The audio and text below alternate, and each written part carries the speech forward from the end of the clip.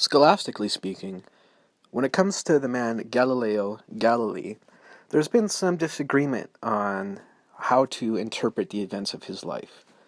But I think there's one thing that most scholars would say is absolutely necessary for you to do in your church history assignment on Galileo.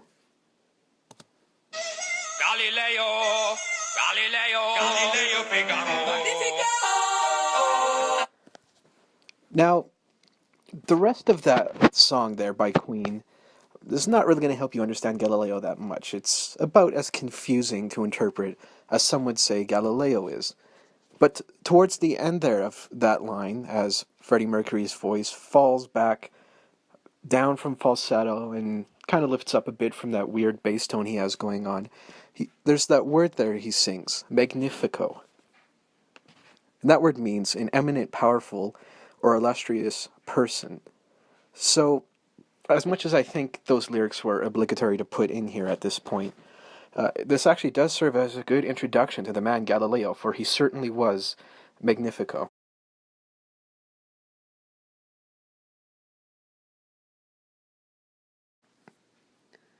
Galileo's life and work has notably served as one of the principal divides between the old world and the new, owing to his credibility for the fact that when he was born, there was no such thing as science.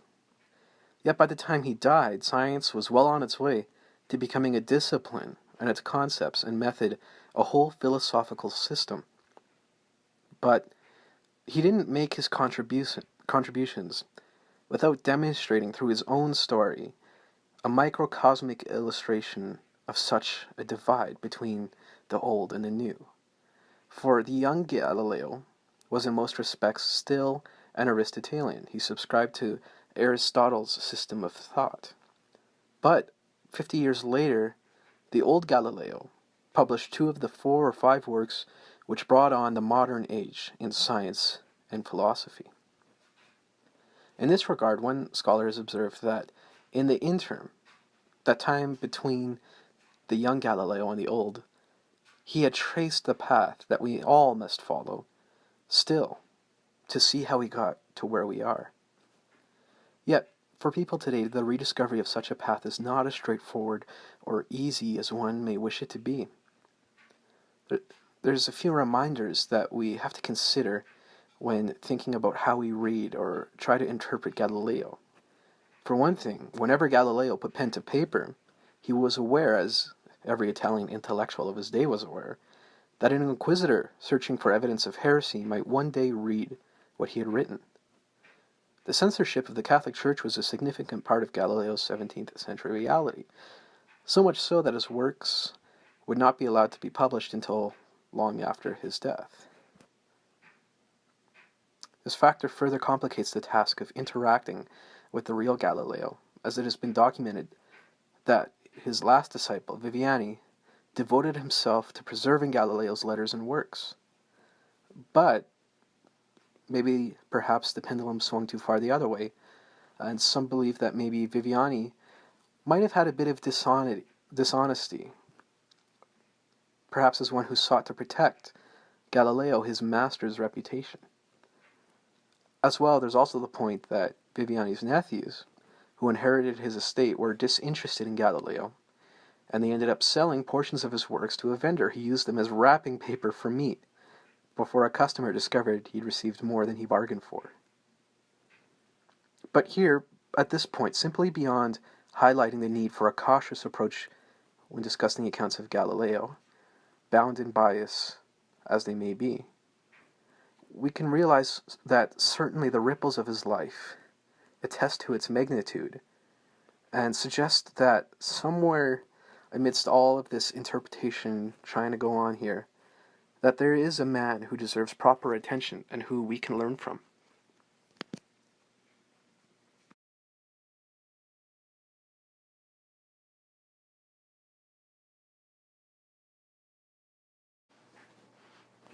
Galileo was born February 15th, 1564, in Pisa, Italy.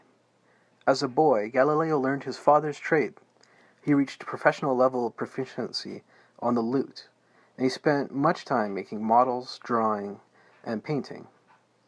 In 1572, Galileo and his family moved to Florence, Tuscany, where his father was from and where Galileo began to train for a future either in the priesthood or in medicine. Since the time he was in Pisa, Galileo received the standard humanist education of the day in Latin, Greek, and Aristotelian logic. He spent time in a monastery even, at Vallombrosa as a novice, but his father came and took Galileo away before he said his vows, likely having used the monastery to get his son a free education. At the age of 17, his father sent him to the University of Pisa to study medicine, a field which was chosen by his father. But Galileo's scientific propensities won out when he heard a geometry lecture a year later that amazed him. Just think of that, a geometry lecture amazing somebody. And he switched to the study of mathematics. In these younger years at the university, Galileo earned the nickname the Wrangler for his constant refusal to simply accept claims that were based upon the authority of ancient writers, who offered no evidence for their conclusion. For instance, Galileo became quite angry with his professors when they taught him the Aristotelian principle that objects of a heavier weight will fall faster than lighter objects, because he had observed both larger and smaller pieces of hail hitting the ground during a storm at the same time. Galileo's observational and experimental nature was not common at the time, nor was it typically well received by his co-workers. At the time, scientific investigation consisted largely of interpretation of the writings of Aristotle, Galen, Ptolemy, or other great natural philosophers of the past. Results were reasoned from general principles, which were found in these writings, without any appeal to observation. Clearly, though, from a young age, before he had even received any formal training, one can observe that Galileo had the keen observational propensity of a scientific mind.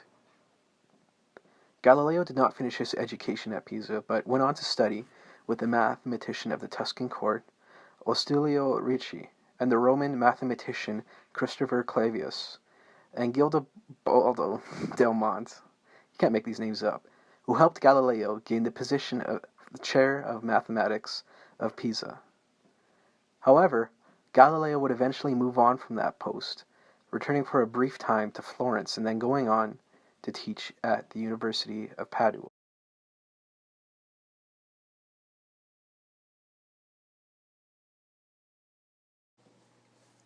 It was at Padua that Galileo would come to radical conclusions about the nature of the cosmos.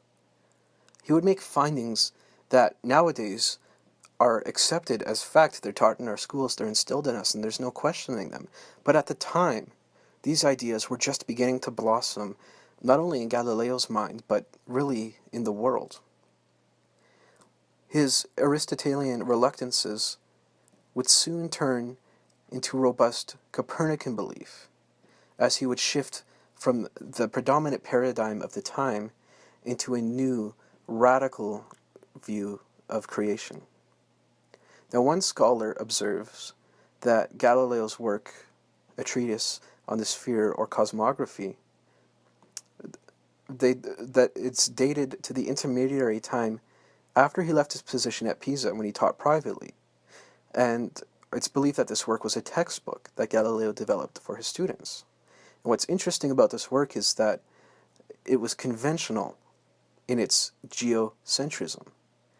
And really, when you talk about the Aristotelian system and the Copernican system in regards to Galileo and the scientific revolution, what you're talking about is Aristotle's geocentrism, which is that the stars and the planets rotate around the Earth, and heliocentrism, which is that the heavenly bodies and the Earth itself rotate around the sun.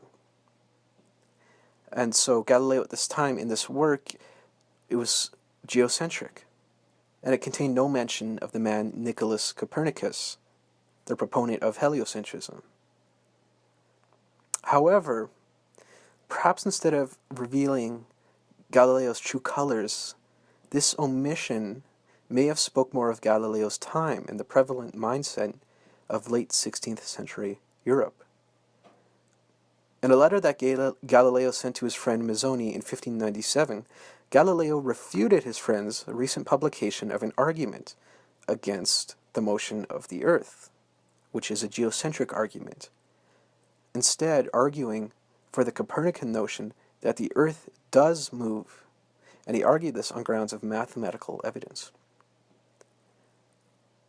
Yet Galileo's actual reaction to Copernicus and his heliocentric hypothesis can instead be traced to a letter he wrote to Kepler, again in 1597. Kepler had just published what scholars have called the first major Copernican work since Copernicus' own De Revolutionibus, which was published nearly 40 years prior, and Kepler sent 2 copies to Italy for anyone who would examine them. Now Galileo checked these works out, and he admitted in his response to Kepler's work to privately subscribing to Copernican thought. At this point, Galileo's decision to perhaps pick another hill to die on, so to speak, makes sense. Up until this point, the Copernican system was not substantiated by any empirical evidence, and it was in need of some patchwork. Galileo stated, however, in this letter to Kepler that he refrained from publishing his belief in Copernicanism for fear of ridicule, a point which has been interpreted as indicative of a degree of uncertainty on Galileo's part. However, nearly 10 years later, in 1609, Galileo would undergo a transformation from what was perhaps timid, reluctant, and private agreement with Copernicus, that some believe varied as it wavered, to a full-on conversion of sorts to Copernicanism, with, of course, all the accompanying zeal of such a radical change.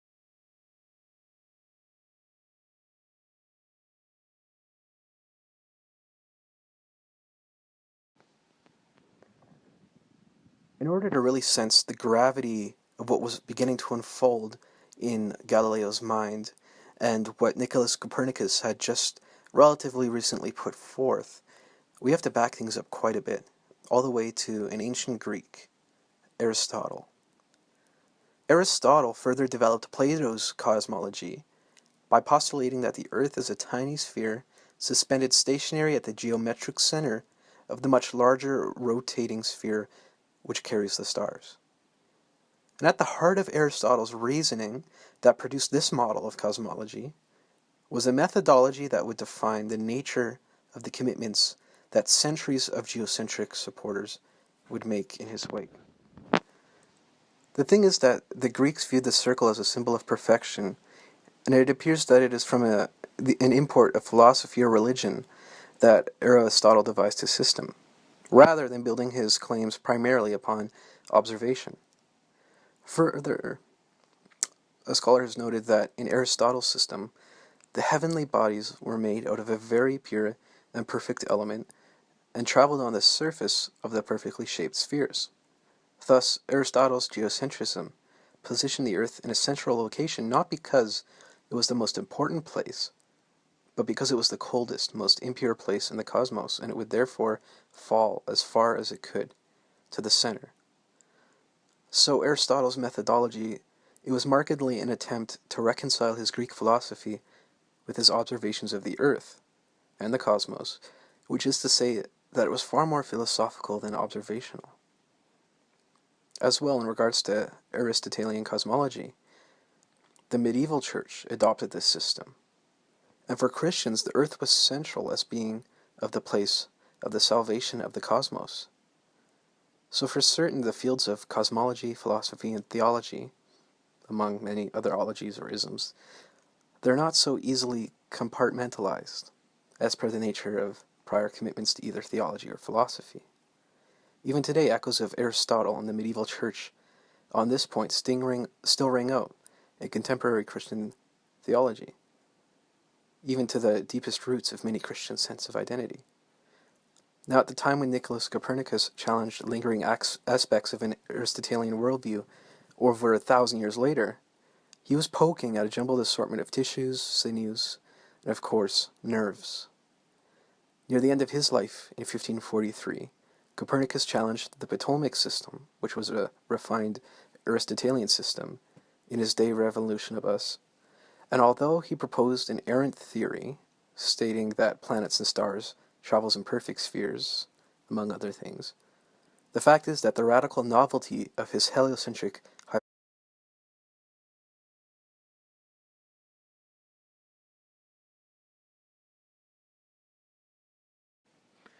Again, in 1597, Galileo was wrestling with Copernicus's heliocentrism, which apparently was making progress in his mind.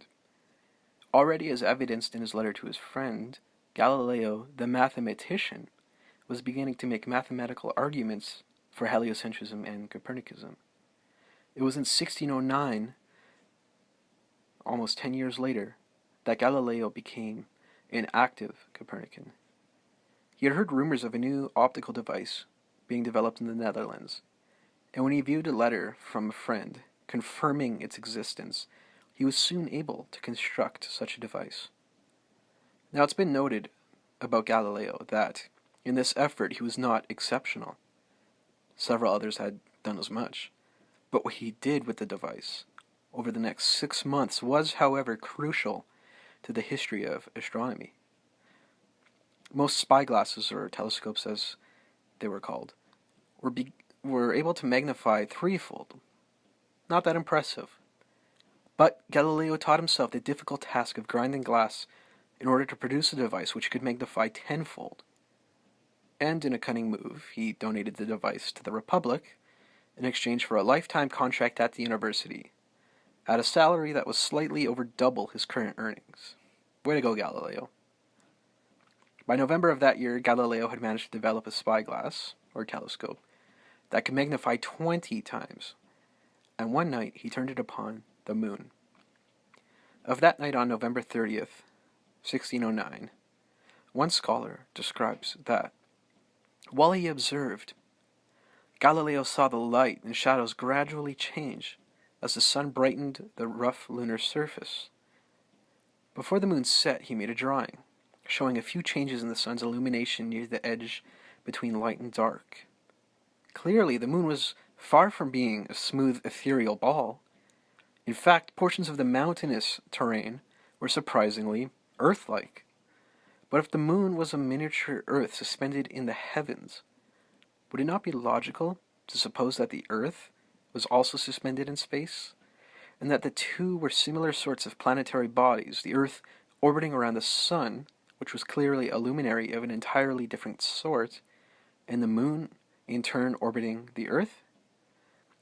While this account may present a historically rushed sequence of the developments of Galileo's logic, this particular night was pivotal in Galileo's life and in the unfolding of the scientific revolution.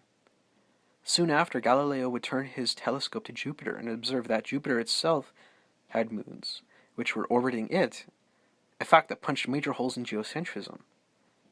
Thus began Galileo's Copernican, or heliocentric, enthusiasm. However, not everyone would share in Galileo's newfound enthusiasm.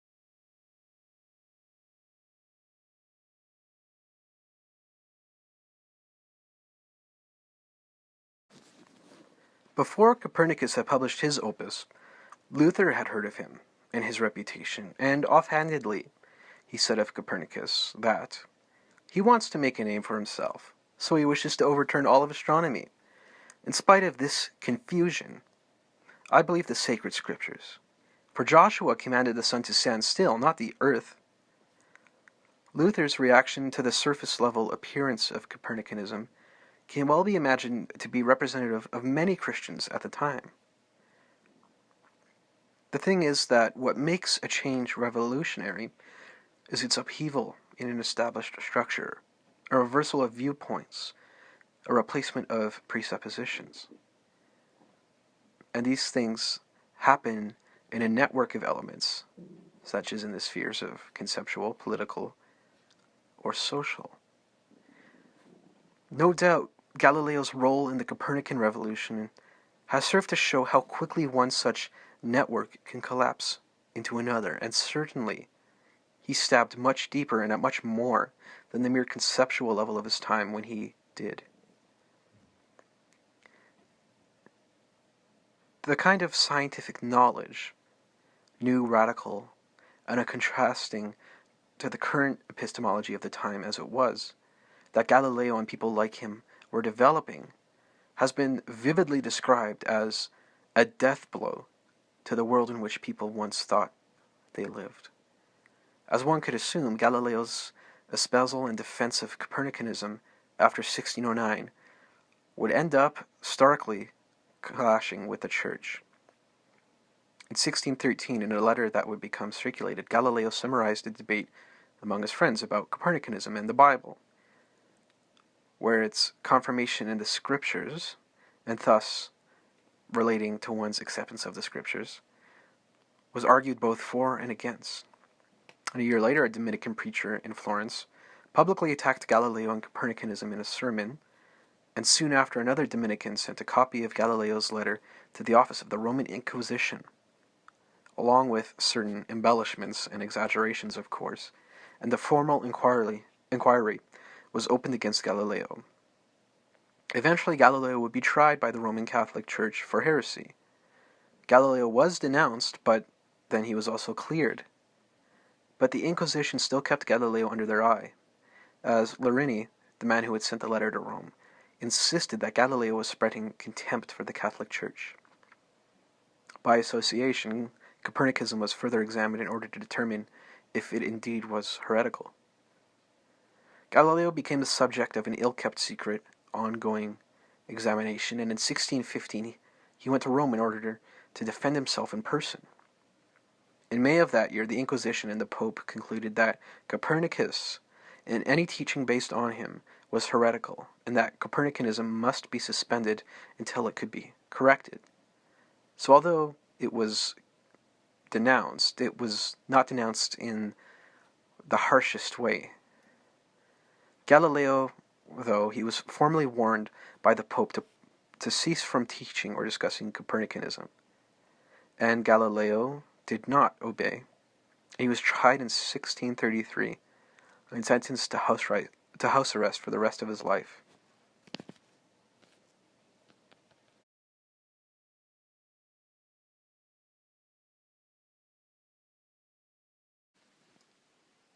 Modern scholars note that, historically, the image of Galileo as a martyr for science who valiantly stood in opposition of the Church is myth. In truth, Galileo had many friends among theologians, and especially among the Jesuits. After conducting their own observation, the latter accepted the new stars, the Jupiter moons discovered by Galileo, as well as his statement that the moon has a surface similar to the Earth's. As well, Galileo was able to further convince some of them, who refuted the theory of the materia quinta, the special stuff the heavenly bodies are made of, as well as the idea that all heavenly bodies revolve about the Earth.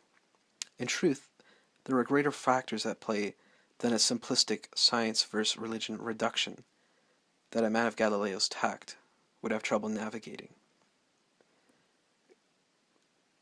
Galileo's trial, in fact, took place in the long shadow of the Council of Trent.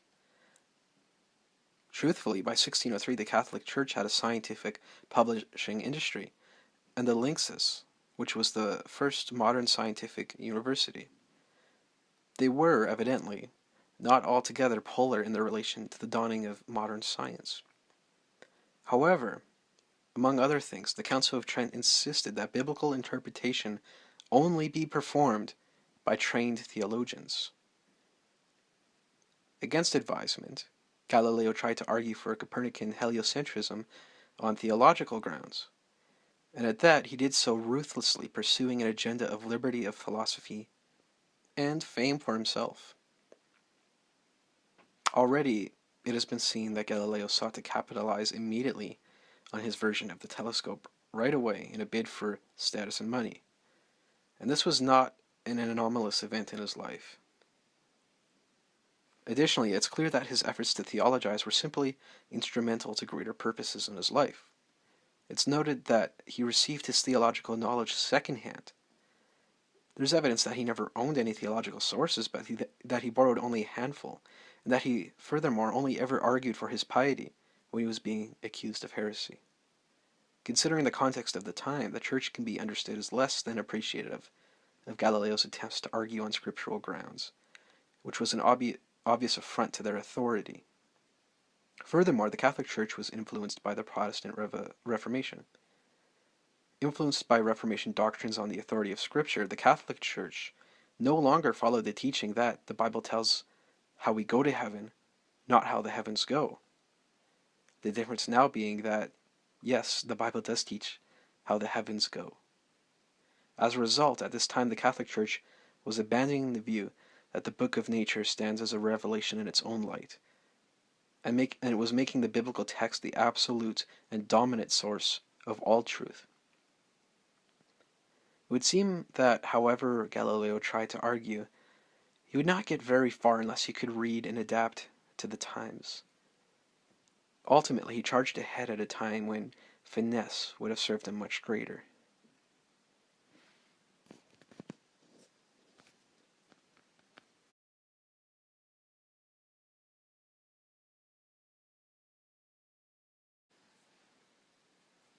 Interestingly, the relations between the Church and Galileo would not remain a closed matter when he died in 1642. For in 1979, Pope John Paul asked for a thorough examination of the whole Galileo case. A commission to accomplish this task was created in 1979. And the result of the studies was actually the rehabilitation of Galileo in 1992. Pope John Paul II would even admit publicly that the Church had erred in its condemnation of Galileo, and would go on to say that this case serves as a teaching point for the Church today of what is and is not a proper use of its authority. For certain, Galileo is more complex than people are often willing to recognize. He's been noted for what seems to be a primary concern for his own betterment, but he just as well was unwilling to yield to authorities and doctrines that he believed were grossly errant. However this balance plays out in your understanding of Galileo, in light of these relatively recent attempts to reevaluate his life, one cannot help but share in this conclusion that we can now look back and learn from the character of the Church in his story. While most Christians today would have no issues with heliocentrism, looking back one can gain an appreciation for the risks and challenges people faced when vying for advancements in knowledge in the face of entities and belief systems that were threatened as they did so. Upon reflection, the Church, maybe us today, can learn from Galileo's life our own capacity for error, and hopefully, therefore, our need to be reflective, self-evaluative, open, and prepared to recognize and even integrate truth when it comes from somewhere else, lest we fail to offer the Christ-like love that cannot fully come from anywhere else.